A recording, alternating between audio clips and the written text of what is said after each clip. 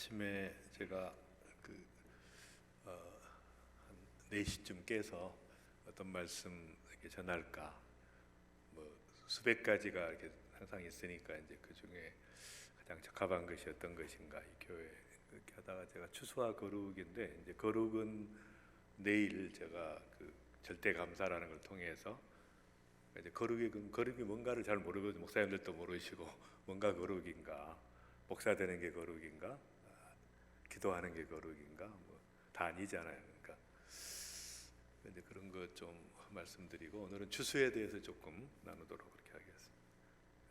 이렇게 제가 하면 계속 그 다음 제가 사진 작가이기도 해서 콜로라도에 제가 미국에 오면 이제 주로 거기 센터에 있는데 사진 별로 반응이 없으신 것 같네. 굉장히 좋은 작품인데 이게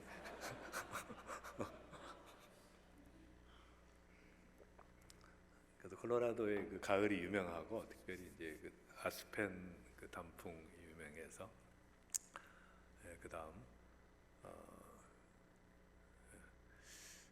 저는 이제 우리 목사님하고 비슷하게 대학 시절에 그 김중건 목사님이라는 영적인 그 거장을 만나서 제 인생이 바뀌게 됐는데, 저는 재수할 때부터 교회를 나갔어요. 근데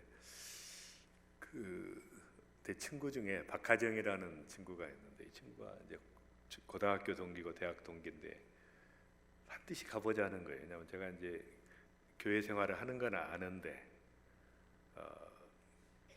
이제 본인이 생각할 때는 전혀 이제 그 수준이 아니라고 생각한 거죠. 어쨌든 이제 구원의 확신도 없고, 제가 그래서 그 친구 따라서 이렇게 대학 1학년 때 그 4월 셋째 주에 제가 이제 CCC 정동 채플이라고 하는 그게 갔는데, 목사님이 이제 말씀을 전하시는 거예요.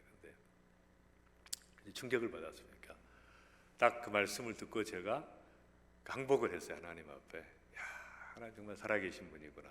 왜냐하면 저는 이렇게 확신 있게 말씀을 전하는 분을 제가 본 적이 없거든요. 그러니까 느껴지잖아요. 전인격에서 하나님 말씀이 진리구나.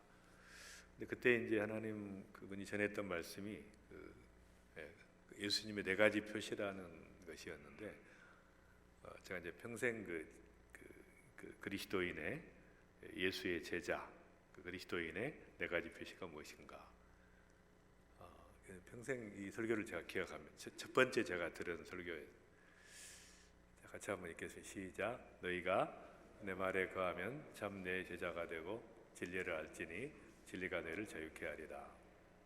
너희가 서로 사랑하면 이로써 모든 사람이 너희가 내 제자인 줄 알리라.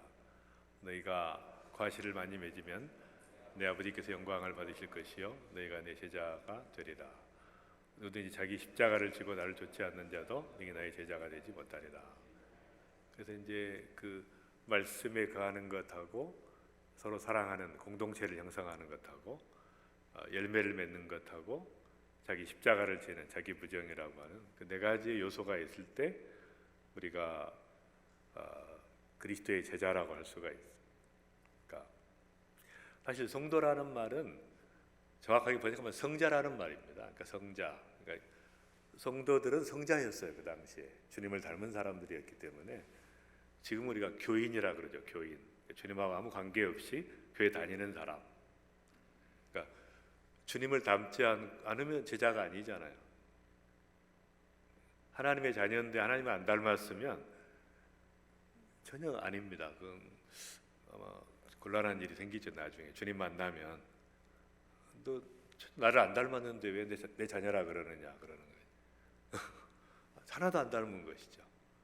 제가 목사님들 TV에서 설교하는 거 이렇게 보면서 속으로 깜짝 놀라는 게, 저분은 아무리 봐도 주님 안 닮은 거예요.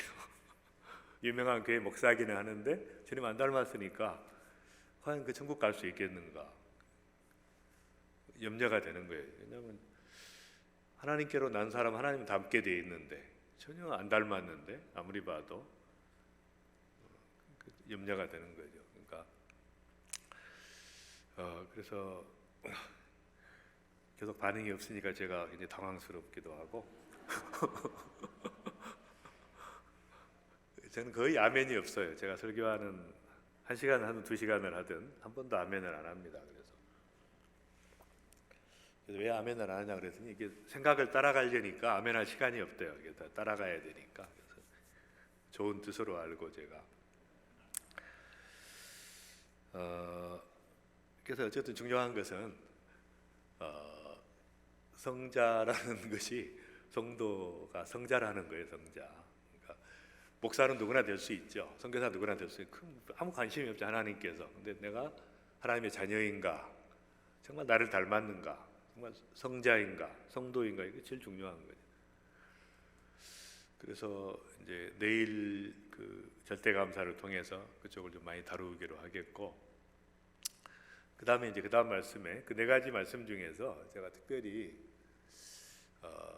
이제 앞에 구절하고 연관시켜서 보면 너희가 시작, 너희가 내 안에 거하고 내 말이 너희 안에 거하면 무엇이든지 원하는 대로 구하라, 그러면 이루리라. 내가 과실을 많이 맺으면 내 아버지께서 영광을 받으실 것이요 내가 내 제자가 되리라. 제가 이렇게 말씀을 딱 보니까 연관이 있는 거예요. 이게 열매를 맺는 것과, 그러니까 열매를 맺는 것과, 열매라는 게 이제 2가지 아시죠? 주님을 닮아가는 거, 성품의 열매하고 또 한 가지는 전도의 열매인데, 그러면 이제 우리 크리스찬의 삶은 열매 맺는 삶이고 열매 지향적인 삶은 이제 다 아시는 거고. 근데 그게 너희가 내 안에 거하고, 그러니까 주님과의 영적 연합의 비밀이 있고, 내 말이 너희 안에 거하면 그러면 말씀 안에 내가 거해야 되고, 또 그렇게 되면 원하는 대로 구하면 이루어진다는 것이죠. 그러니까 내가 주님 안에 거하고 말씀이 내 안에 있으면 내가 기도하면 바로 주님의 뜻이기 때문에 무엇이든지 구하면 그대로 이루어진다는 것이죠. 근데 그것이 연관이 있는 것은 내가 과실을 많이 맺으면, 그러니까 열매하고 연관이 있다는 거예요. 그러니까 말하자면 기도해라, 말씀 봐라 이렇게 해봐야 의미가 없는데, 내가 복음을 전하려고 하고 말씀을 전하려고 하고 열매를 맺으려고 하면 거기 불이 붙으면 말씀을 읽지 말라고 해도 말씀을 읽잖아요. 기도하지 말라 해도 기도하게 되니까. 그러니까 이게 다 연관이 있다는 거예요. 열매하고 연관이 있다. 그러니까 내 삶의 목적이 어디에 포인트가 맞춰졌느냐에 따라서 이게 다 엮어지는 거죠. 하나로 엮어지는 건데. 그러니까 제가 돌이켜 보니까 그 대학 시절에 열정적으로 복음을 전하고 이제 그럴 때 제가 기도한다는 의식이 없었어요. 기도해야지 뭐 그런 게 그냥 기도하고 막 열정적으로 금식도 하고, 그러니까 그때 말씀 봐야 되겠다 그런 게 없었거든요. 그냥 말씀이 봐지는 것이죠. 그렇게. 제가 생각해 보니까 이제 이게 연관이 있다는 생각을 하게 됐습니다. 추수하고 연관이 있다는 생각을 하게 됐어요. 그다음 잘 안 보이는데 이제 이쪽을 또 제가 봐야 돼요. 네. 그러니까 예수님께서 하신 말씀을 이걸 좀 끌 수 있나요? 불을 혹시 꺼버리고 잘 보이게. 이것도 끄면 좋은데 앞에 두 개짜리 강력한 거. 네. 그래서 이제 계속 한번 읽어보겠습니다. 시작. 나의 양식은 나를 보내신 이의 뜻을 행하며 그의 일을 온전히 이루는 것이라.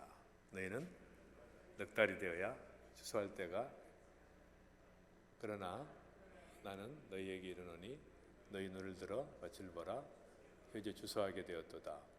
거두는 자가 이미 싹도 받고 영생의 열매를 모으나니 이는 뿌리는 자와 거두는 자가 함께 즐거워하게 하리. 그런즉 한 사람이 심고 다른 사람이 거둔다 하는 말이 옳도다. 노력하지 아니한 것을 거두려 보내었나니 다른 사람은 노력하였고 너는 그들이 노력한 것에 참여하였느니라. 일꾼이 적으니 그러므로 추수하는 주인에게 정하여 보내주사라. 근데 이제 이것도 잘 아는 말씀이잖아요. 그러니까 아직 때가 아닙니다. 그랬더니 예수님께서 무슨 소리냐, 다 익었는데 지금 추수하러 아무도 안 하면서 지금 안 된다 그러니까.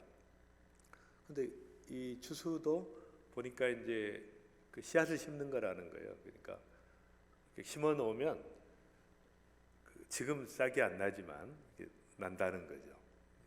제가 이제 암 치료할 때 쓰는 그 미슬토라는 게 있습니다. 그게 독일에서 이제 오랫동안 연구한 건데 제가 한국에 그 면역 요법을 처음으로 도입을 했어요. 저희 병원에서 부작용 없이 암을 치료하는 그런 치료인데, 근데 그게 그 씨앗인데 그 미슬토라고 하는 건 이제 겨우살이라고 합니다. 우리나라 말로는. 그러니까 지상 같은데 겨울에 가면 파릇파릇한 게 새 집같이 이렇게 파릇파릇한 게 있는데 그게 미슬토라는 거예요. 겨우살이.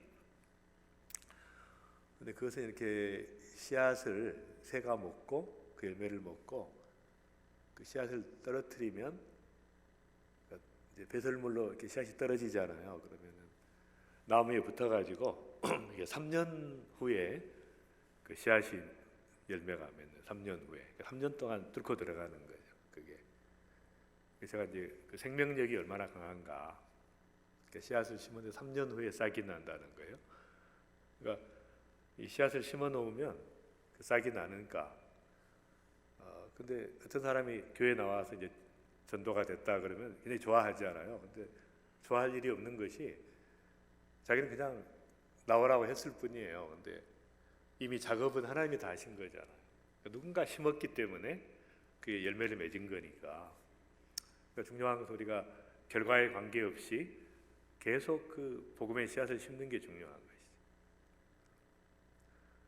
어떤 사역과 기도도 마찬가지예요. 내가 기도했는데 나는 그 기도를 열매를 못 볼 수가 있습니다. 근데 우리 다음 세대가 그러니까 그게 다 씨앗을 심는 거예요. 제가 대학 시절에 주님 만나고 그 목사님이 이제 민족 복음화, 세계 복음화 부르짖는 분이니까 따라서 이제 계속 민족을 끌어안고 기도하고 세계를 끌어안고 기도했는데 제가 이제 전 세계를 다니고 있는 거예요. 보니까 너무 놀라운 거죠. 그러니까 대학 시절에 기도의 씨앗을 심었더니 제가 이제 124개국을 다녔더라고요. 지금까지. 그러니까 계속 그것이 무슨 다니고 싶어서 다닌 게 아니라 인도 같은 거 제가 40번 갔거든요. 한 나라를. 이디오피아는 한 20번 가고 그런 식으로 이제 한 나라를 여러 번 많이 갔는데 그렇게 하고도 이제 120개국이니까 왜 그렇게 했는가 보니까 그 대학 시절에 기도를 심은 거예요. 그 무서운 거잖아요. 43년 전에 그때부터 예수 믿고 막 목숨 걸고 기도하고 한국에 가면 제가 뭐 그냥 한국에 잘 있지도 않는데 어쩌다 가면 막 거의 한 1년에 한 5만 킬로, 10만 킬로 뛰거든요. 또 여기 갔다 저리 갔다 부산 갔다 내리 갔다 그러니까 그것도 이제 왜 그런가 봤더니 기도를 해버린 거예요. 그때 민족을 끌어안고 기도하고 그러니까 계속 땅을 밟게 하시는 것. 그래서 이제 씨앗과 같은 거다. 그러니까 기도도 그렇고 믿음도 그렇고 이 전도, 추수, 선교 다 마찬가지. 씨앗을 심는 거죠. 우리는 그렇게 예수님께서 이야기하시는 거예요. 근데 추수는 너무 할 것이 많기 때문에 제가 전 세계 217개국이더라고요. 지금 보니까 복음화율을 보니까 1%가 안 된 나라가 수십 개국이죠. 저는 다 가봤기 때문에 막 불이 붙는 거예요. 막 이렇게 0.1%도 안 되는 나라들이 많은데 지금 뭐 하고 있는가? 막 그런 마음이 드는 것이죠. 그다음 그래서 우리가 유람선 신앙을 이렇게 가지면 안 되고 그러니까 교회가 모여서 뭐 저렇게 위로받고 힐링하고 뭐 치료받고 은혜받고 이건 아니라는 거예요. 그렇게 해봐 절대 은혜 못 받습니다. 목표가 없기 때문에. 그래서 우리가 바꿔줘야 돼요. 유람선 신앙이 아니라 다음 전투함으로 정말 이 목표를 가진 마지막 시대 하나님께서 급하게 움직이고 계시거든요.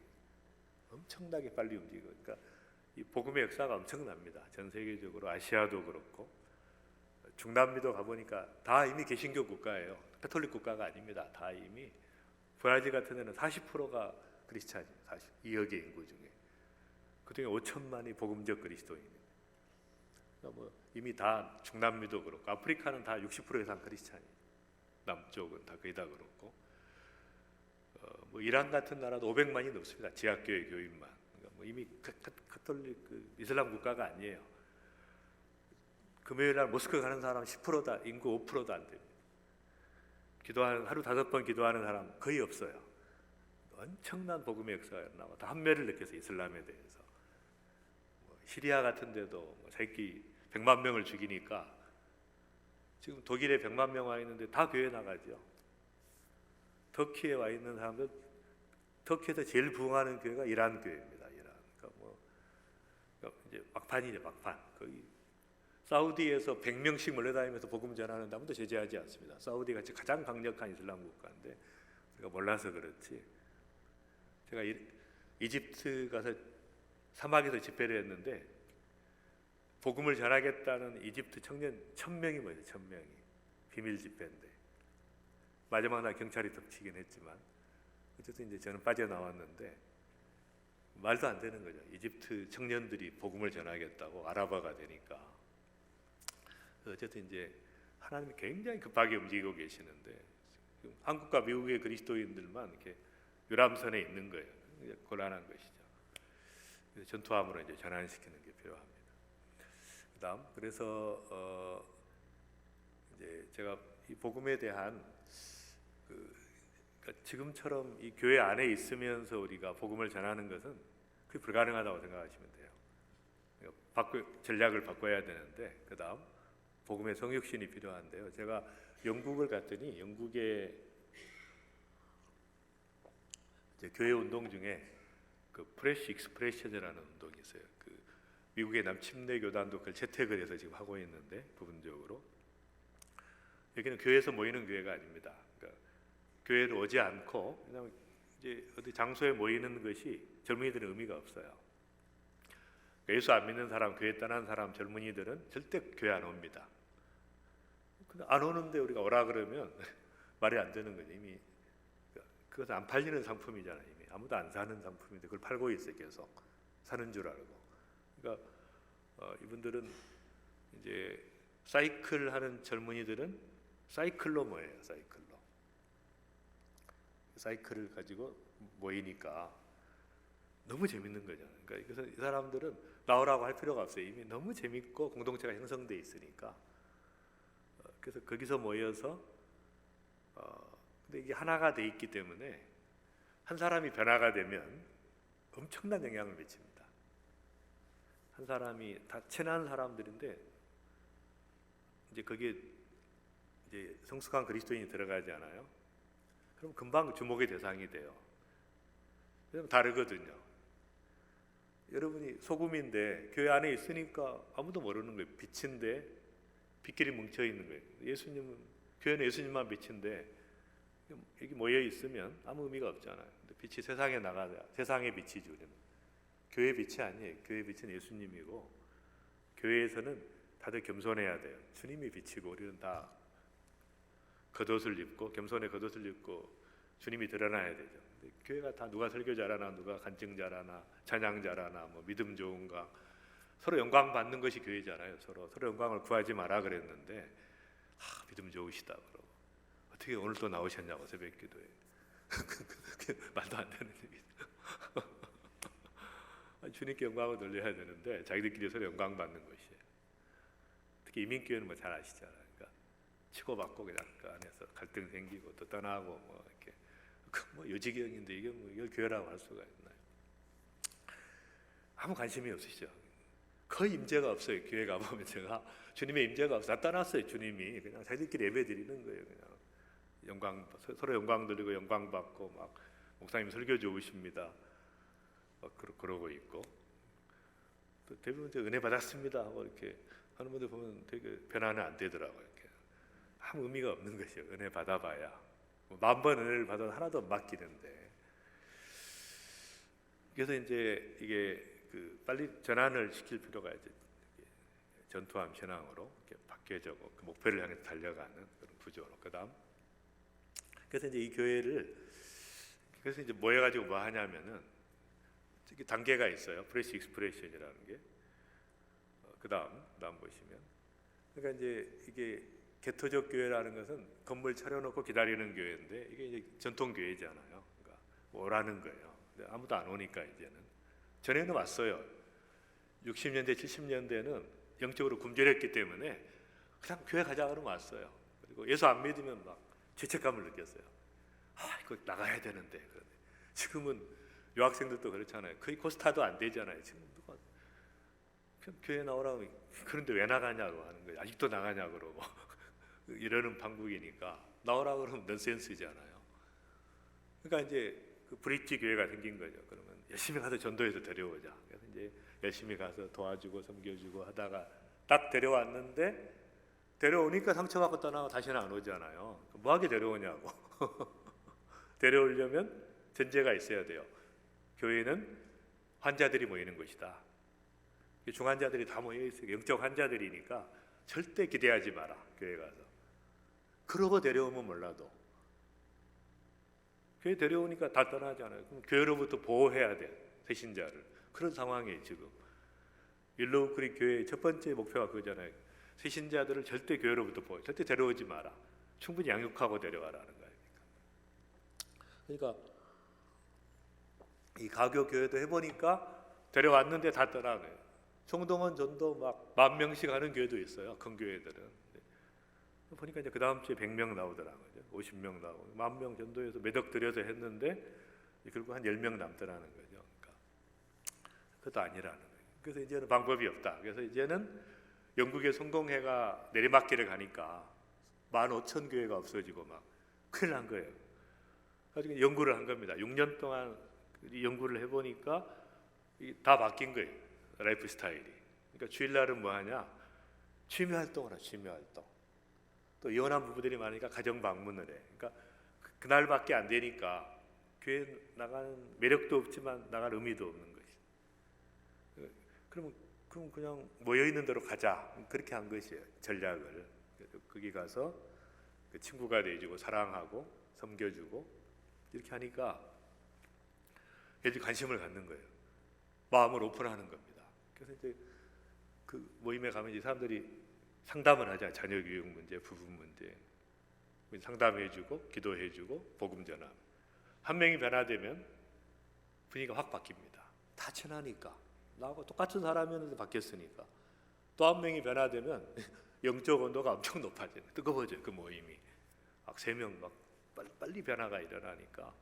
그러면 이제 절대 교회 가자는 말이나 뭐 예배드리자는 말을 하면 절대 안 됩니다. 오직 사랑하고 섬기는 거예요. 오직 사랑하고 섬기는 성육신이에요.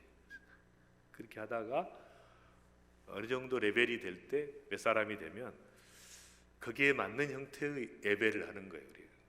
저는 감사 나눔을 많이 하는데 감사 나누자 이렇게. 그래서 감사 나누고 또 기도할 것이 우리 같이 기도하자. 안 믿는 사람들이 거부할 이유가 없잖아요. 이미 그렇게 형성돼 있어요. 분위기가. 그래서 이제는 세상에 나가서 그들과 함께 교회를 이루라는 거예요. 여러분이 교회잖아요. 건물이 교회가 아니잖아요. 여러분이 교회인데 내가 가서 교회가 되는 거죠. 교회라는 말은 사람이라는 뜻 아닙니까? 사람들이라는. 두세 사람이 내 이름으로 모이니까. 그렇게 해가지고 이제 교회를 카운트할 때는 모인 사람 플러스 나가서 하는 성도들의 교회를 이렇게 바뀌었어요. 근데 이것이 이제 제가 7월 달에 한국에서 이 세미나를 했습니다. 그 최고 리더들을 불러서 성공회 디자인하신 분하고 실행하는 리더를 불러서 한국교회 국민일보하고 해서 했는데 깜짝 놀란 거. 국민일보에서 너무 많은 목사님들이 모인 거예요. 왜냐하면 이제 소망이 없다는 거예요. 이대로는 절대 안 된다는 걸 알기 때문에. 옛날 같으면 어떻게 그게 교회냐? 교회에서 안 모이는데 이럴 텐데 아닌 거죠. 이제는 안 오니까 다 떠나는 200만 명이 떠났어요. 지금 이분들 절대 교회 안 옵니다. 크리스찬인데 그 사람 어떻게 할 거냐? 이 플랫폼으로는 안 되는데 새로운 플랫폼으로 개발해 그분들이 이제 그렇게 해서 지금 하고 있어요. 한국에서도. 근데 전 세계 모든 교단이 다 APX 위원회를 설치했습니다. 미국도 다 마찬가지예요. 남침내 교단이 제일 열심히 합니다. 수백 개 지금 하고 있습니다. 그래서 그런 다른 형태의 이제는 방법이 없는 거죠. 진짜 복음의 성육신, 다 믿는 사람들과 같이 살면서 그런 구도로 그렇게 파송을 해야 되는 거예요. 그다음 그래서 이것을 왜 중요하냐면 이 빅데이터라는 것이 이제 핵심이에요. 지금은. 왜냐하면 아마존닷컴이나 뭐 음악도 마찬가지잖아요. 내가 몇 개 신청하면 이 사람이 뭘 좋아하는가 알아가지고 막 보내잖아요. 전부. 음악도 제가 듣고 있는 게 있는데 벅스라는 한 2억 곡이 들어있어요. 그중에 제가 좋은 곡 골라서 듣는데 내가 몇 곡 들으면 이건 네가 좋아하지 하고 보내와요. 클래식 중에 뭐 유행가 중에 뭐 복음성가 중에 쫙 해가지고 다 분석하고 있는 거죠. 빅데이터의 시대입니다. 그러니까 보시면 꽃을 가장 받고 싶은 선물 중에 3위예요. 근데 꽃은 가장 받고 싶지 않는 선물의 1위입니다. 그러니까 잘 분석을 하고 보내야 돼요. 아무 여자에게나 꽃을 보냈다가 큰일 나는 거예요. 이 사람 꽃 싫어하는 여자인데 이게 문제라는 거예요. 지금 말하자면 많은 사람들이 그 다음에 이제 두 번째 여자가 제일 좋아하는 남자는 잘생긴 남자예요. 근데 또 제일 싫어하는 남자가 잘생긴 남자니까 잘생긴 남자라고 다 되는 게 아닙니다. 그걸 정확하게 알아야 돼요, 상대방은. 그러니까 우리는 지금 복음에 대해서 관심이 없다고 그렇게 간주하잖아요. 그게 아니에요. 너무나 많은 젊은이들이 복음에 대한 갈망이 있어요. 주님에 대한. 종교성을 싫어하는 거야. 교회 나오는 거예요. 종교 이건 싫지만 영성은 좋아요. 주님과의 관계, 예수님의 사랑 이건 좋아하는 거니까. 또 공동체를 형성하는 공동체성.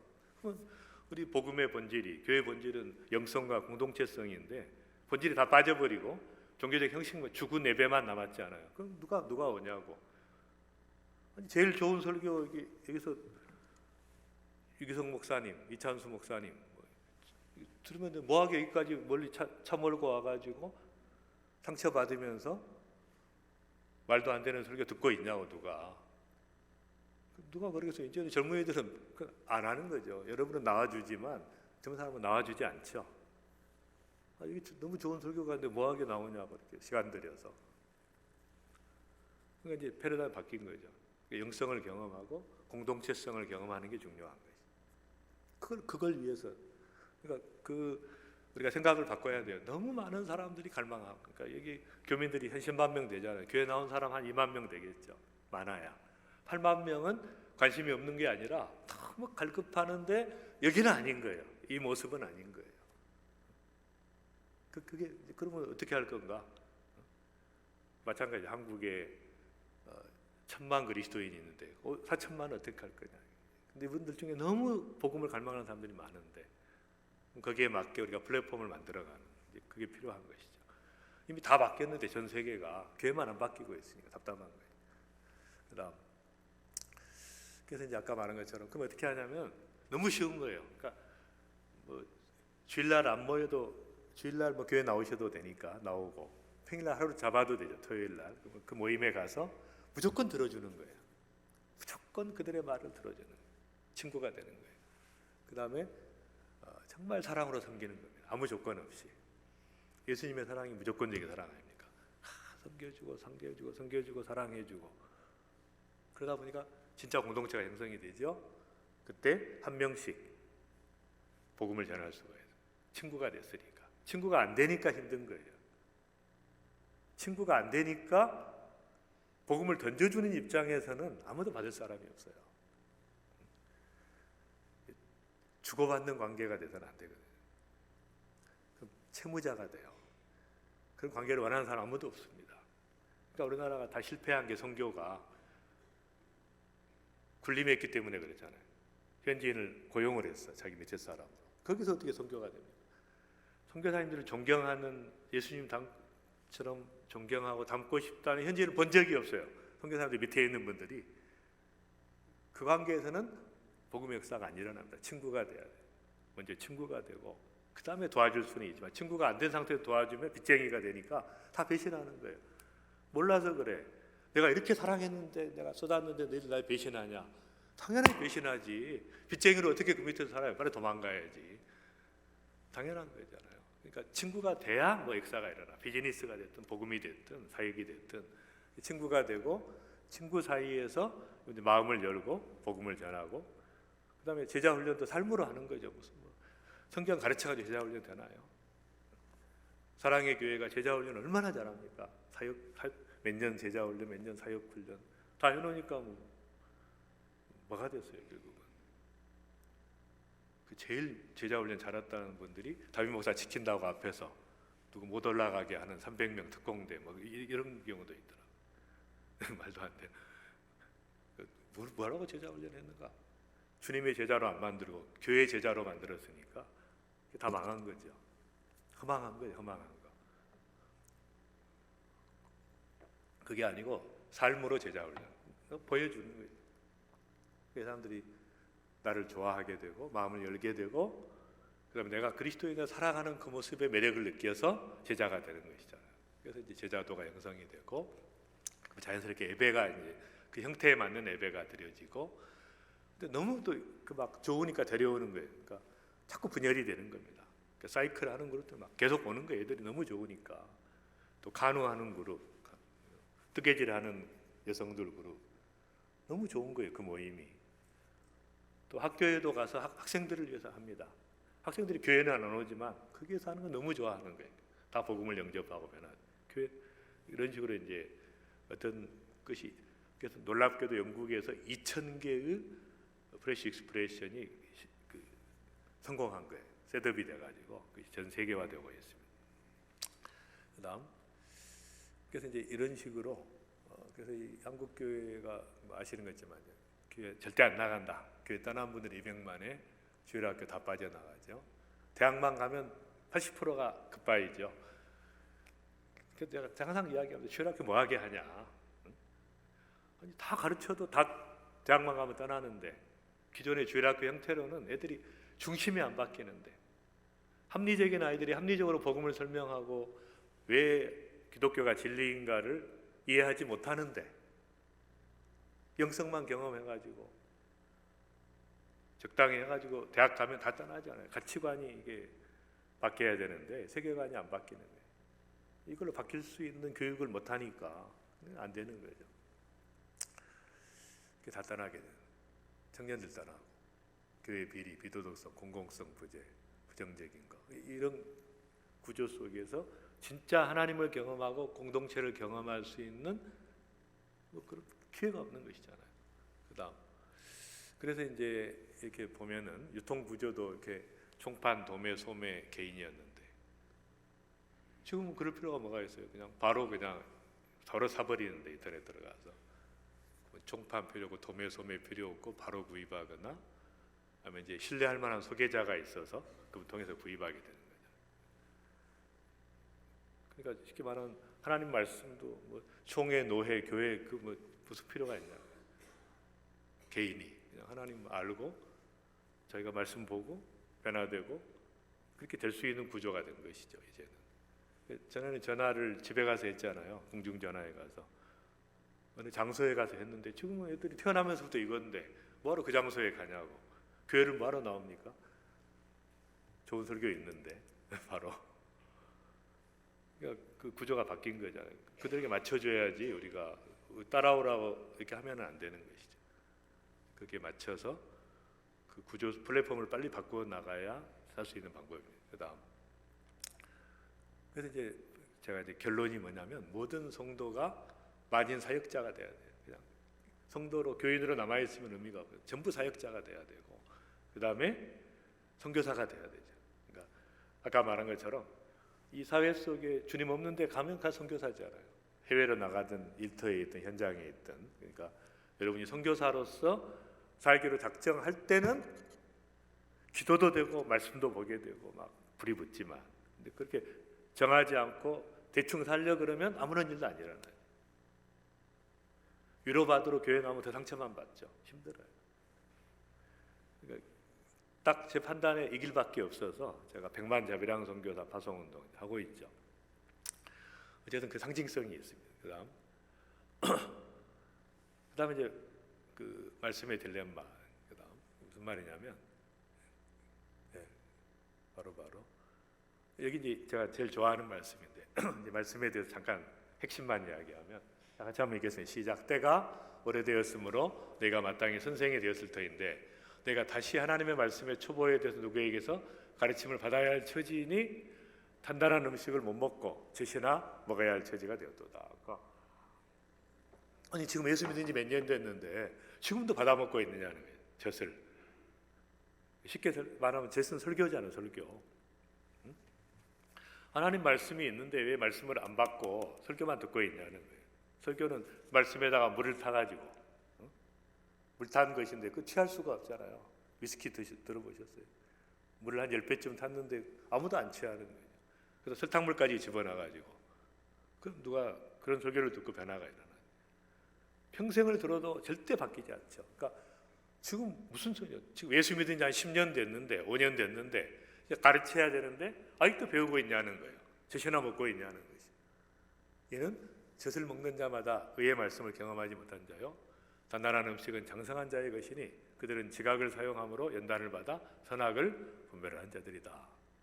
그러니까 젖을 먹는 것은 다 어린아이. 30년 됐든 50년 됐든 교회 나온 지 다 어린아이잖아요. 그러니까 어떤 권사님이 30년 새벽기도 나오는데 성도들이 하나도 안 받겠다는 거예요. 30년 지나 지금 성질이 그대로라는 거예요. 그럼 뭐하게 새벽기도 나와서 누구를 위해서 종을 울리나? 새벽기도 나오면 뭐합니까? 하나도 안 바뀌는데 그 무슨 젖 먹고 있으니까 계속 지저귀차고 있어요. 지금도 단단한 것을 먹어야 되는데 단단한 게 뭐예요? 하나님의 말씀을, 의의 말씀을 체험해야 되는 거죠. 하나님 말씀을 내가 체험해야지. 말씀을 체험하고 나면 그대로 살 수밖에 없어요. 말씀을 체험하면 가르칠 수밖에 없어요. 막 불이 붙으니까.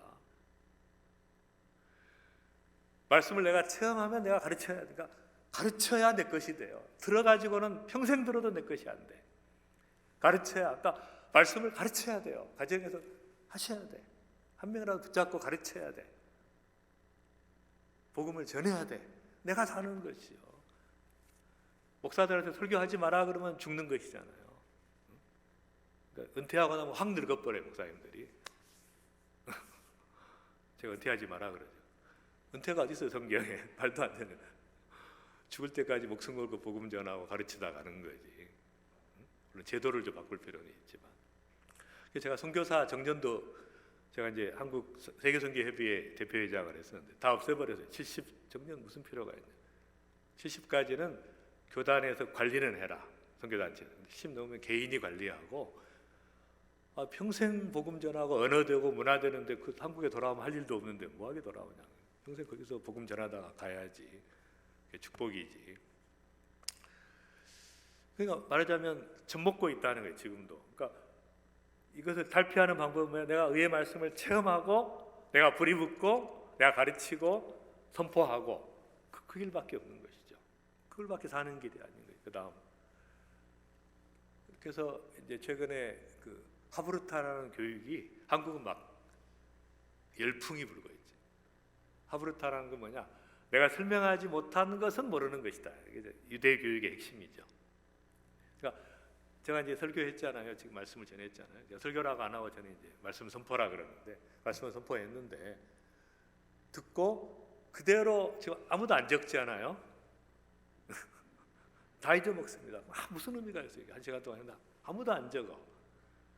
적어야 내가 기억이 되거든요. 이게 손에 뇌가 있어요. 그러니까 내가 적으면 내 것이 돼요. 아무도 안 적으니까 이제 하나도 기억이 안 나네. 끝나면 참 좋았다. 뭔지는 몰라도. 그렇게 되면 이제 의미가 없는 거예요. 이렇게 그러니까 설명이 안 되는 것은 모르는 거예요. 그것은 반드시 들으면 설명을 해야 돼요. 그러니까 지금의 교육 방식은 학교 교육은 다 꽝이죠. 이제 완전히 지금 쇄신하고 있죠. 그다음 여기 보시면 들은 것은 5%가 남아요. 들으면 5%가 남아. 책을 읽으면 10%가 남아. 그럼 저처럼 시청각 교육을 하잖아요. 보면서 들어. 그럼 20%가 남아요. 그나마 좀 남으라고 제가 이렇게 한 거예요. 그럼 내가 강의를 해야 되겠다고 생각하고 시범 강의는 그렇게 들을 때는 30%가 남아요. 그 다음에 딱 듣고 토론을 하잖아요. 토론을. 그럼 50%가 남아요. 그 다음에 내가 실천하면 75%가 남아. 근데 내가 그걸 듣고 내 것으로 소화해서 설명하고 가르치면 90%가 남아요. 그러면 지금 설교 제도는 말도 안 되는 거잖아요. 하나도 지금 기억나십니까? 지난주 설교? 지난주 설교를 기억하시죠? 그럼 뭐하러 설교하십니까, 우리 목사님? 아무도 기억하지 않는데 이 방식은 아니라는 거지. 다 아는데 아니라는 거 다 알고 아무도 설교 기억하지 않고 변화된 사람 없는데 엄청나게 준비해서 하신단 말이에요. 그러니까 참 답답한 일이죠. 참 답답한 일, 소모적인 일이죠. 그래서 이제 제가 세미나 할 때는 두 분씩 하나 나누라 그래요. 이렇게 방금 제가 10분 이야기하고 둘이 나누라 그래요. 나누고 또 설명하고 이렇게 서로. 그러니까 결국은 어떤 지식이든 학교 교육도 이렇게 바뀌면 다 애들이 천재가 됩니다. 천재. 다 천재가 돼요. 듣기만 해서 그렇지. 미국 교육은 조금 이런 방식이 있죠. 중요한 거고. 그다음 그래서 유대인들 보면은 계속 그 공부하고 내가 설명을 해요. 그것을 읽은 것과 토론하고 설명하고 토론하고. 그러니까 이것이 엄청난 그 유대인들을 그 지적으로 변화시킨 그 방법론이 하브루타 방식이 설명하는 거예요. 그다음 이제 기도 문제를 제가 말했어요. 기도 문제. 이제 기도에 대해서 기도하러 나오셨잖아요. 그다음 넘기면 그럼 이제 기도라는 것은 넘겨주세요. C.S. 루이스가 유명한 말이세요. 기도를 안 하면은 참 편한데 기도를 시작하면 기도하면 굉장히 곤란한 일이 생긴다는 거예요. 기도 안 하면 아무 문제가 없어요. 교회가. 근데 기도하면 문제가 생깁니다. 기도하면 난처한 일이 생겨요.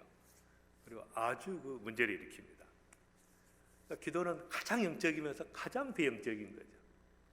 그다음에 예수님은 기도하라고도 하시고 하지 말라고도 하신 거예요. 그러니까 내가 기도할 때 골방에 들어가 하라. 이방인 같이 주원부원 하지 말라. 하지 말라는 거잖아요. 그 기도는 하지 말라는 거니까. 그냥 가장 비영적인 거니까. 그러니까 예수님은 기도하라고도 하시고 하지 말라고도 하시니까. 어떤 사람이 기도를 하기 시작하면 이제 복잡해집니다. 이게 가정에서 막 기도를 하기 시작하면 복잡해져요. 그래서 좋은 쪽으로 도전을 주지만 나쁜 쪽으로 도전을 줍니다. 아주 복잡한 거예요. 기도라는 것은. 그 다음에 그래서 패러독스라는 거예요. 그러니까 예수님께서 재밌는 얘기를 하세요. 이렇게 하지 말라는 것이에요. 그렇게 기도하지 말라는 거예요. 남에게 조금이라도 남을 의식하고 기도하는 건 아니죠. 그래서 이제 기도 모임에 오는데 목사님이 전화를 했어요. 오라고. 그러니까 할 수 없이 나왔어요. 그건 기도가 아니죠. 일단 그러는 거예요. 보이려고 하는 것은 그러니까 하나님만 의식하고 유일한 청중이신 하나님 앞에 의식하고 하는 것은 기도지만 그 외에 사람을 의식하는 게 들어가면 외식이죠. 그건 기도가 아닙니다. 장로기 때문에 나온다. 그 기도 아니에요. 뭐하게 나옵니까? 자면하자지. 푹 자면하자고 회복해가지고 감사하고 그게 낫지. 뭐하게 그냥 새벽에 가가지고 잠도 못 자고 하루 종일 몽롱해가지고 그게 무슨 하나님께 영광이 되냐고. 이게 하지 말라는 거예요. 그럼 뭘 하라는 거냐? 다시 그거 하면 그러면 어떻게 하라는 거냐? 골방에 들어가 은밀한 중에 보시는 아버지께 기도하라. 그렇게 하지 말라는 거예요. 하나님 앞에 하나님의 보좌 앞에 골방에 가서 그분이 보시는데 기도하고 또 중언부언 하지만 한 기도 또 하고 막 어떤 교회 가면 막 방언으로 막 분위기 만들어요. 기도하는 분위기 주야 하고 막 그걸 들으시겠냐고. 뭐 하고 있냐 우리 하나님께서. 그런 거 하지 말라는 것이죠. 말을 많이 해야 듣는가? 그것도 아니라는 거. 오래 기도한다고 듣는가? 그것도 아니라는 거예요. 하지 말라는 거예요. 그런 거.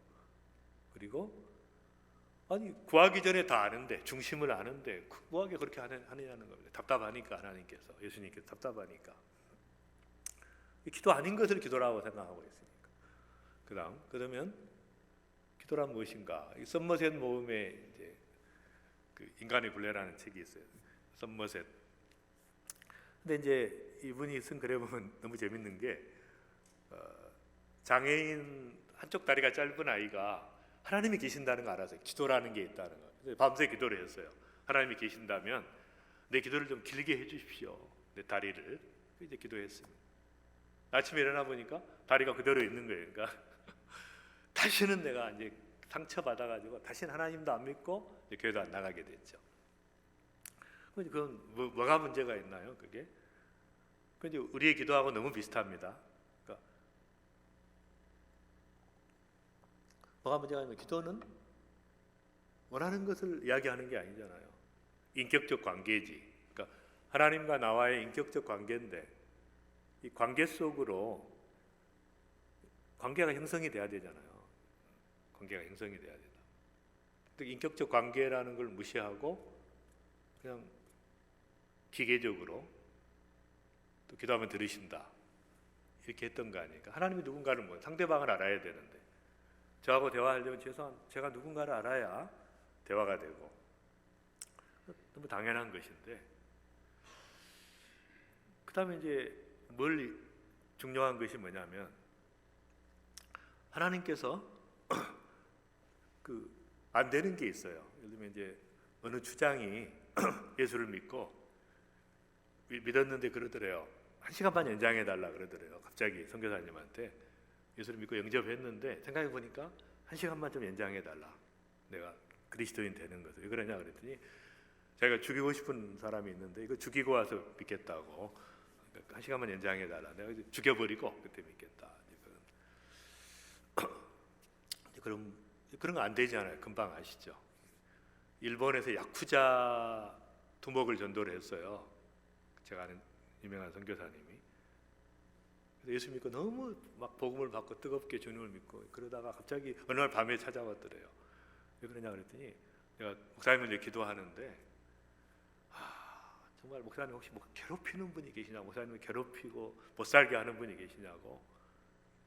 바로 그냥 제거할 테니까 이 밤에 너무 받은 은혜가 많아서 그걸 좀 제거해 드릴 테니까 누굽니까? 명단을 주시라고. 참 곤란한. 그러니까 하나님이 절대 못 하시는 게 있어요. 절대 못 하시는 게 있어.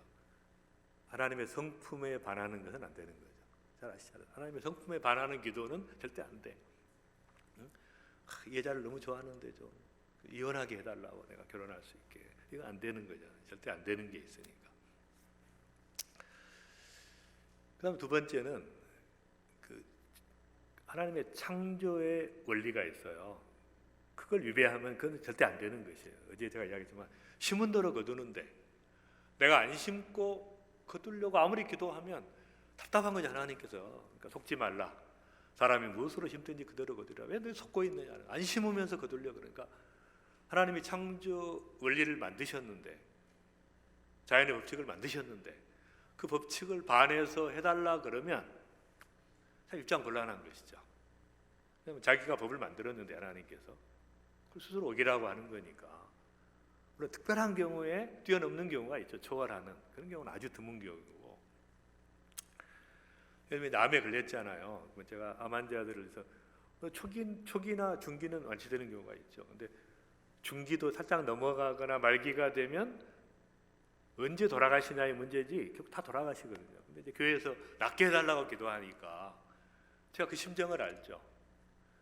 딱 금방 알지. 저 기도 응답 안 되는데 누가 봐도 아는데 그 돌아가시는데 왜 기도하냐고. 물론 가끔 있어요. 기적적으로 0.3%라 그래요. 제가 조사한 것은 기적적인 치료가 그러니까 있으니까 기도할 수 있죠. 우리가. 그러나 이분 부르셨구나 하고 생각을 해야지. 암에 걸리면 나 부르셨구나. 그래 나는 주님 만날 준비를 하고 더 거룩해지고 더 말씀대로 살고 더 주님 묵상하고 이렇게 되는 것이 맞지. 주여 막 금식하면서 낫게 해달라 그러면 참 답답한 거죠. 그럼 당뇨병을 주지 왜 저기 암을 줬겠어요. 당뇨병은 더 오래 살아요. 일반인보다. 당뇨병 환자는 보통 사람보다 더 오래 삽니다. 어쩔 수 없이 식이요법하고 운동하니까 억지로 운동하니까 더 오래 살아요. 그러면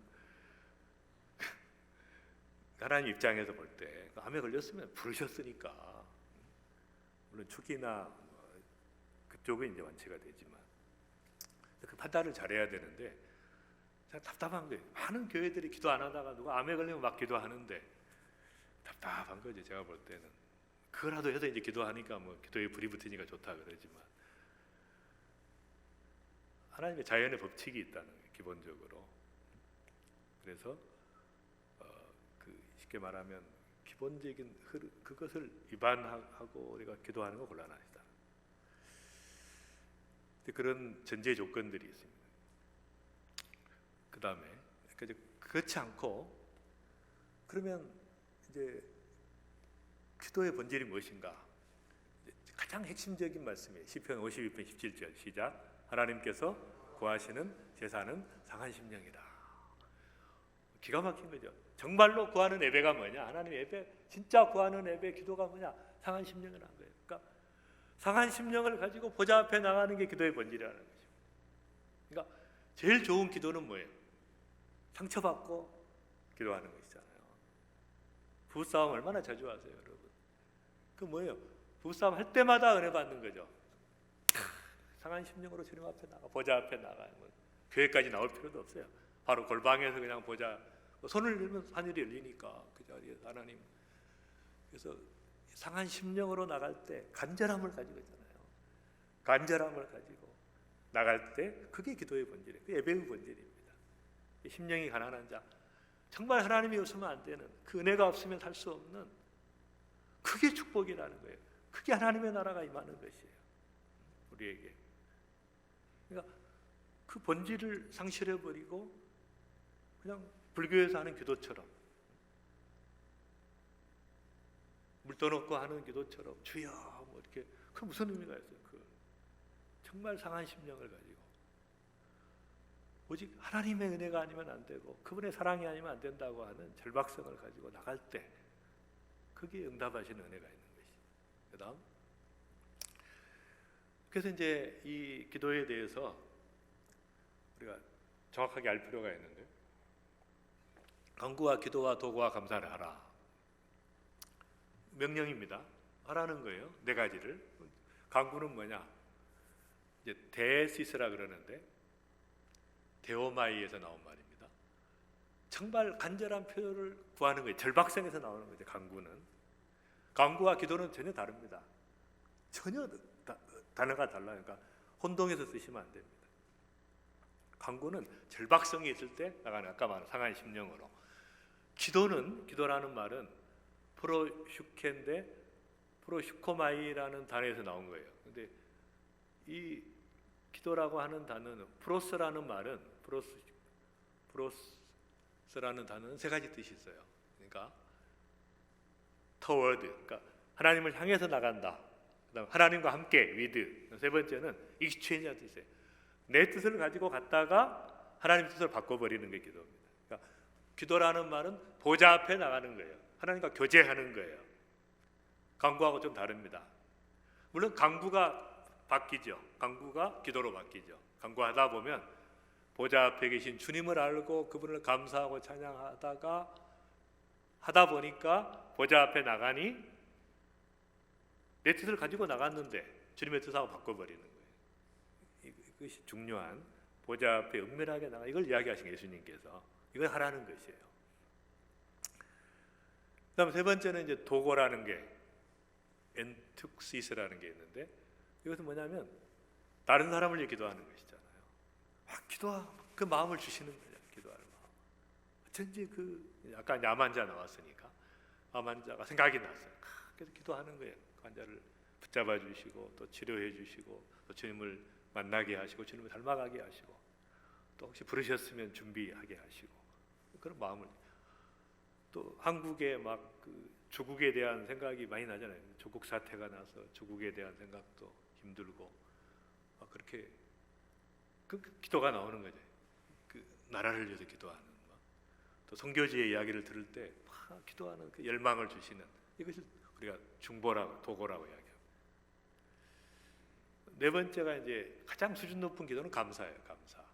감사하는 것입니다. 그건 내일 제가 말씀드리고, 그러니까 이 네 가지를 다 하라는 것이에요. 다 하라는 것입니다. 네 가지가 다 필요하다는 것이.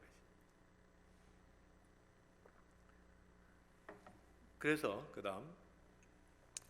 이제 여기 쭉 보면 그 중보기도의 중요성에 대해서 출애굽기에 아주 잘 나와 있으니까, 싸우기는 여호수아가 싸우는데 성패는 기도하는 손에 달려 있으니까,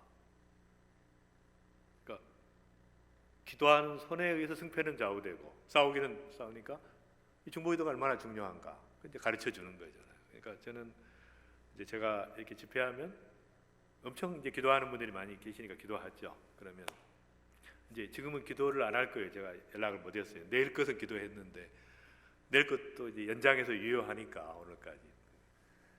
하나님께서 말아서 하실. 이제 중보자들이 없이 저 혼자 집회한다? 그럼 제가 본래적으로 이게 안 되는 거예요. 본래적으로 이게 참 뭔가 답답한 거죠. 근데 어쨌든 그럼 이제 기도하는 분들은 축복이 뭐냐면 자기가 집회 안 하는데 기도만 했는데 전국 가보니까 점수는 똑같은 거예요. 단체 점수가 있거든요. 대부분이 단체 점수니까 참 수치 맞는 거잖아요. 저는 1년에 100번씩 타고 전 세계를 다니는데 고생은 제가 하고 저는 시차 맞은 적이 한 번도 없어요. 주일날 여기서 예배 끝나고 또 한국 들어가잖아요. 갔다가 또 뭐 우크라이나 갔다가 또 들어왔다가 우간다 갔다가 들어왔다가 미국 갔다가 그러니까 한 번도 안 맞으니까 그냥 포기하고 살죠. 잠이라는 것은 오면 오고 안 오고. 근데 어쨌든 이제 성도들한테 기도하는 분들이 이제 중요한 것은 그냥 기도만 했는데 점수는 똑같다는 거죠. 개인 점수는 얼마 안 돼요. 왜냐하면 개인이 할 수 있는 거 거의 없어요. 그러니까 전부 예수님이 너희는 그렇지 너라고 한 적이 없어요. 너희는 포도나무지 네가 포도나무가 아닙니다. 너는 가지가 아니에요. 너희는 가지지. 그러니까 어쨌든 공동체 철저하게. 그러니까 이제 그 중보기도의 중요성을 아시고 그다음 그래서 이제 그 기도할 때 넥스트 그다음 땡큐. 그래서 이렇게 기도하라 그랬으니까 그러면 이제 기도는 그러면 뭘 해야 되는가? 그럴 때 기도하라고 하는 것만 기도하면 너무 좋은 것이죠. 다 해버린 거니까 그 안에 다 포함되어 있어요. 그러면 하늘에 계신 아버지여 하늘이 열리고 이름이 거룩히 여김을 받으시고 그 나라라는 건 통치라는 뜻이에요. 다스림. 하나님의 다스리심이 임하는 것이죠. 그러니까 이 주기도문의 핵심은 나라가 임하옵시고 이 단어예요. Your kingdom come. 무슨 말이냐면 천국 가게 해달라고 기도하는 사람 아무도 없어요. 당연히 가는 거니까. 당연한 거지. 뭘 기도했어요? 나라가 하나님의 나라가 하늘에서 이루어지는 거죠. 이 땅에서 이루어지는 거죠. 그 나라가 이 땅에서. 그러니까 결국 우리가 해야 될 사명은 하나님의 통치가 이 땅에 이루어지는 것이죠. 그의 나라를 구하는 것이에요. 그게 좋은 기도죠. 내 인격 속에 임하고 가정 속에 자녀 속에 일터 속에 교회와 사회와 이 민족과 온 세계 열방에 주님의 나라가 임하는 것이 목표잖아요. 주님의 나라, 그의 뜻이 이루어지는 이게 킹덤 드림이죠. 나머지 오늘 우리에게 일용할 양식은 이것은 강구예요. 앞에 건 기도고, 그러니까 달라는 것이죠. 다 절박한 거예요. 먹을 거, 신체적인 필요죠. 정신적 필요, 용서하는 거, 정신 건강. 그다음에 시험의 영적 건강 세 가지 절박하니까 기도하고, 그다음에 강구하고 마지막 또 나라와 군세와 영광이 영원히 있사옵나이다. 이것이 이제 기도잖아요. 이렇게 하라는 것입니다. 그다음 그럼 이제 기도할 때 기본 자세는 뭐냐면 어제도 말씀드렸지만 너무 좋으신 분이잖아요. 하나님께서 굉장히 잘못 이해하고 있습니다. 이제 기도에 설교할 때 많은 분들이 이런 거 기도하지 마시고 뭐 이런 거. 그러니까 이제 기도를 꺾어버리는데 기도해야 될 근거는 뭐냐? 속지 말라는 거예요. 너무 좋은 거 다 가지고 계시는데 좋은 은사와 온전한 선물이 다 주려고 하시는데 아버지의 기쁨은 뭐예요? 주는 것이잖아요. 우리는 받는 것이죠. 신앙생활의 정의가 뭐예요? 끊임없이 받는 거죠. 끝없이 하나님이 주시니까 쏟아주시는데 그 받는 것이 체험하는 것이니까. 그래서 어떤 중보자가 이렇게 기도하다가 환상을 봤는데 천국 창고에 너무 좋은 선물들이 포장이 막 그렇게 아름답더래요. 크리스마스 선물처럼 막. 근데 그 이름이 다 써 있더래요. 한 사람 한 사람 자기가 아는 사람 이름이 써 있는데 아무도 안 가져가더래요. 아무도 하나님이 계신다고 믿고 보좌 앞에 밀고 들어오는 사람이 아무도 없는 거예요. 다 안 믿는, 어제 이야기했지만 절대 응답을 확인할 수 있는 기도는 안 합니다. 더 이상 상처받으니까 그냥 응답 확인할 수 없는 뭐 성교에 관한 거, 뭐 교회를 위해서 누구를 위해서 이건 하지만 진짜 하나님이 계신가 안 계신가 내가 그런 기도는 아무도 안 하니까 그냥 너무 쌓여 있는데 아무도 안 찾아가요. 자기 걸 안 찾아가요. 그게 안타까운 거예요. 그 전제가 뭐냐면 또 복잡하니까 그래요. 그러니까 너무 좋으신 하나님이야. 주려고 하는데 왜 안 찾아가느냐는 거예요. 왜 기도 안 하느냐는 거예요. 그 다음, 그럼 이제 많은 분들이 이제 어제 복잡게 이야기했잖아요. 그러니까 기도하면 어떻게 그거 되냐 이렇게 이야기하는 거예요. 제가 기도하면 왜 안 되냐 그러면 제가 그 어떻게 되느냐는 거예요. 혹시 뭐 약속이 있으시거나 이런 분은 가셔도 돼요. 한 제가 아마 10분 정도, 15분 정도 더 할 거니까. 약속이 있으시거나 가게를 열어야 되거나 이런 분은 조용히 가시고. 그러면 이렇게 어떤 일이 이루어지려면 수백만 가지 요소가 있는데, 그럼 어떻게 수백만 가지 요소를 움직여야 되는데, 제가 우리 회사에 굉장히 좋은 CEO들을 데려왔어요. 다른 제가 회사가 몇 개가 있는데 날고 기는 사람이 왔는데 맥을 못 추더라고요. 보니까 그때 잘하셨던 거예요. 그분은 이랜드에 있을 때 그때 모든 시스템이 돼 있었기 때문에 잘하신 거예요. 근데 이쪽으로 오니까 제가 다르잖아요. 맥을 못 추는 거예요. 대우에서 막 날고 기는 분이 오셨는데 아무 맥을 못 추더라고요. 그 시스템에서 잘했던 거예요. 마지막 한 가지 일이 잘 되려면 수백 가지 요소가 결합이 돼야 돼요. 수만 가지가. 그럼 그걸 누가 움직이냐? 하나님밖에 움직일 수 없는 거예요. 하나님밖에 못 움직이지. 그러니까 이 복잡계에 살고 있는데 우리가 그 다음 그러면 이 복잡계에서 나비 효과가 일어나는 거예요. 나비 효과. 제가 페루에서 쿠스코라는 데가 있어요. 마추픽추라는 유명한. 잠깐 들렸다가 거기에 10,000명 모이는 교회가 있다 그래서 제가 아침 목사님 만났어요. 페루 목사님도. 그래서 이제 그분이 집회를 해달라 그러더라고요. 그래서 이제 집회를 했는데 저녁에 이분들이 모였는데 다 선교사를 은신하는 게 충격적이었어요. 전부 선교사를 은신하는 거예요. 성도들이. 그러니까 말하자면 말도 안 되는 거잖아요. 제가 그래서 한번 해볼까 했는데 씨앗을 심었는데 그러면 이제 나비 효과라는 게 있잖아요. 나비 효과. 그러니까 뉴욕의 센트럴파크에서 나비가 움짓을 했는데 갑자기 태평양에서 태풍이 일어나고 허리케인이 일어나고 그러면 나비가 멈칫한 것이 온도, 기압, 습도 모든 게 맞아가지고 기류를 타고 쫙 가다가 그래서 그런 일이 가능한 것이죠. 군인들이 구보를 할 때 절대 다리에서는 구보를 안 하게 돼 있어요. 전 세계 모든 나라의 군인들 다 마찬가지예요. 절대 다리에서는 구보를 하면 왜냐하면 구보를 하다가 주파수가 맞으면 무너져 버립니다. 그 파동이 맞는 경우가 있어요. 뛰는 구호와 파동이 맞으면 다리가 다 무너져 내려요. 그런 일이 있기 때문에 그러니까 결국은 하나님께서 여러분이 기도를 시켜가지고 기도를 했는데 말도 안 되는 일이 벌어진 것이죠. 그걸 주장하시는 분이 하나님이시라는 거예요. 그 복잡계를 주장하시는 분이. 그럼 우리 당연히 기도해야지. 아니, 이게 되겠냐 이거예요. 되겠냐. 근데 예수님은 된다는 거예요. 기도하라는 거예요. 기도하지 말라고 아까 말한 그런 거 빼고 말도 안 되는 거 빼고 그 다음 그래서 이제 그렇게 일어나는 그 프로세스가 있어요. 혼돈의 가장자리에서 에너지가 유입되고 원형 모임이 되고 아이디어가 피드백이 되면서 소통되면서 조직화되면서 나비 효과가 나는 그러니까 이것이 그냥 해본 게 아니라 이런 프로세스를 거쳐서 매우 합리적인 프로세스를 거쳐서 확산되는 거예요. 확산되고 폭발하는 것입니다. 이런 것이 과학에서 다 연구되어 있는 것이죠. 그다음 그래서 이제 제가 어제도 이야기했지만 그럼 기도는 뭐 하는 거냐? 씨앗을 심는 거예요. 믿음의 겨자씨를. 진실로 너에게 이르노니 만일 너에게 믿음이 겨자씨 하나만큼만 있어도 산을 명하여 여기서 저기로 옮기라 하면 그러니까 겨자씨 하나를 우리가 심었는데 믿음을 심고 하나님께 기도했는데 산을 옮기시는 분은 하나님이시죠. 우리가 아니에요. 그러니까 부담을 느낄 필요가 없어요. 여러분한테 하라는 게 아니에요. 산을 옮기라는 게 아닙니다. 못할 것이 없다. 불가능이 없다. 그건 불가능이 없게 하시는 분 하나님이시니까. 우리는 뭐 왜 안 심으면서 그러냐는 거예요.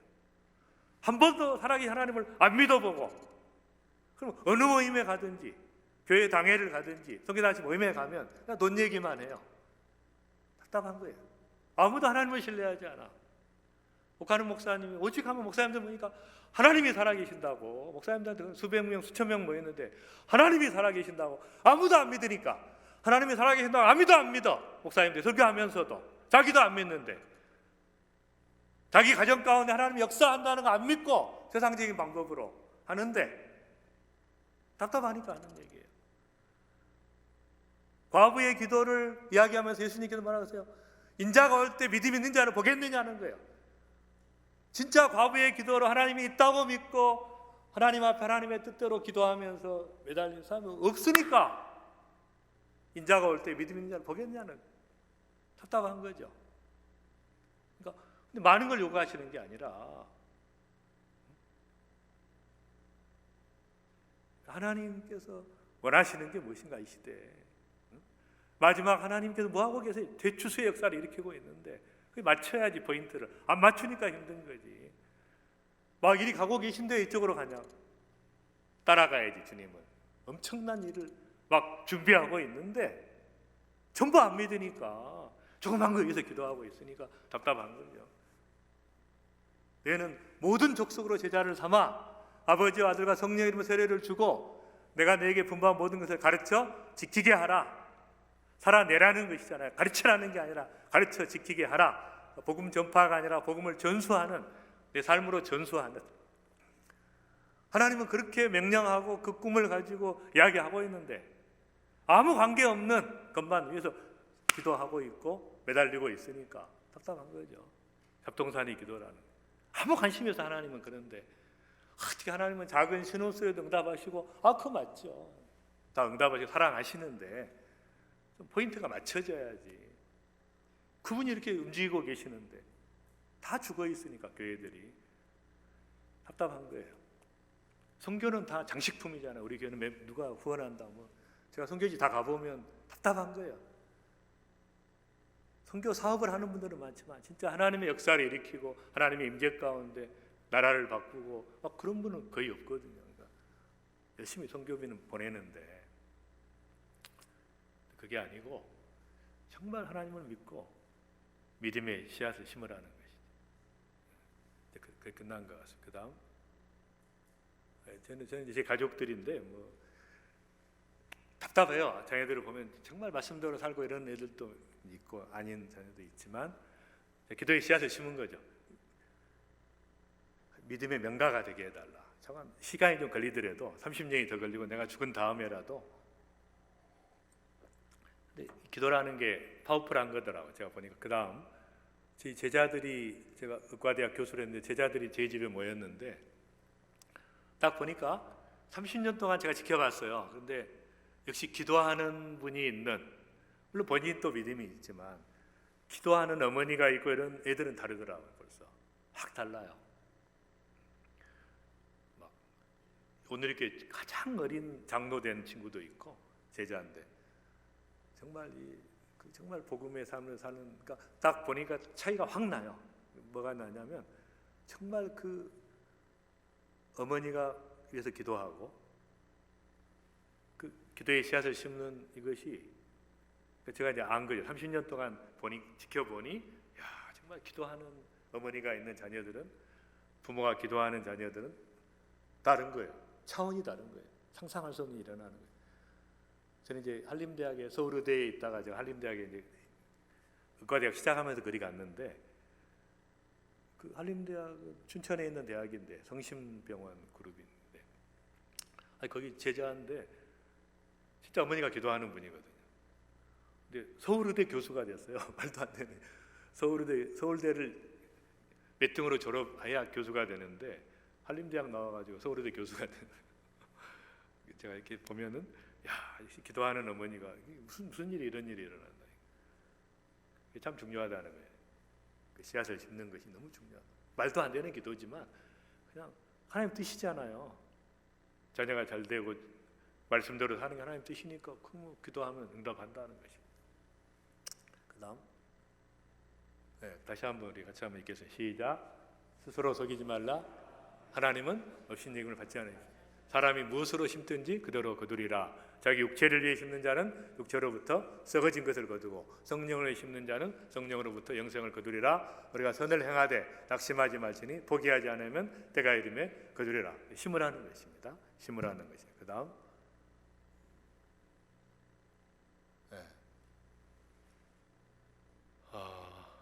의심하지 말라는 것이에요. 의심하지 말라.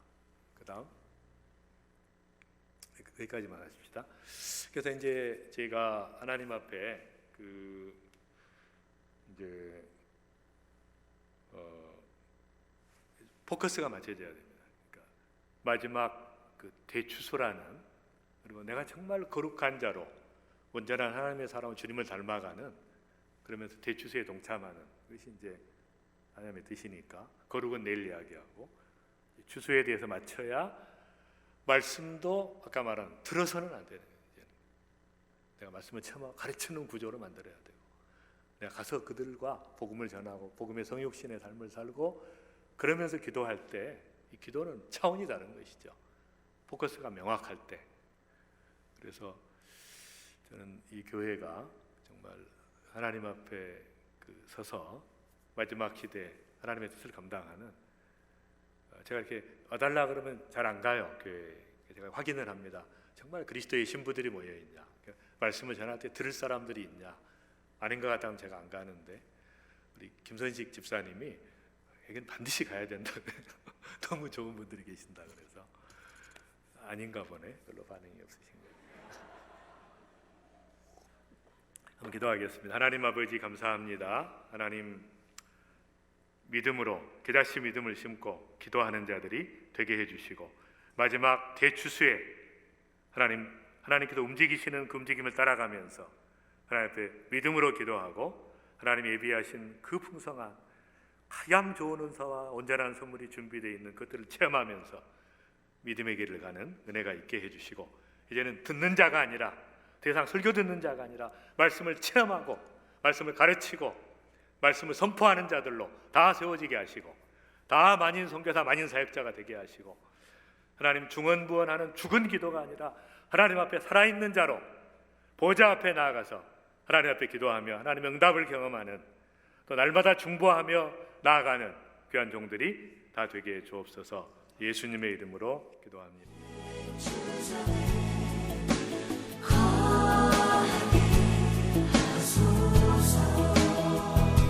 주의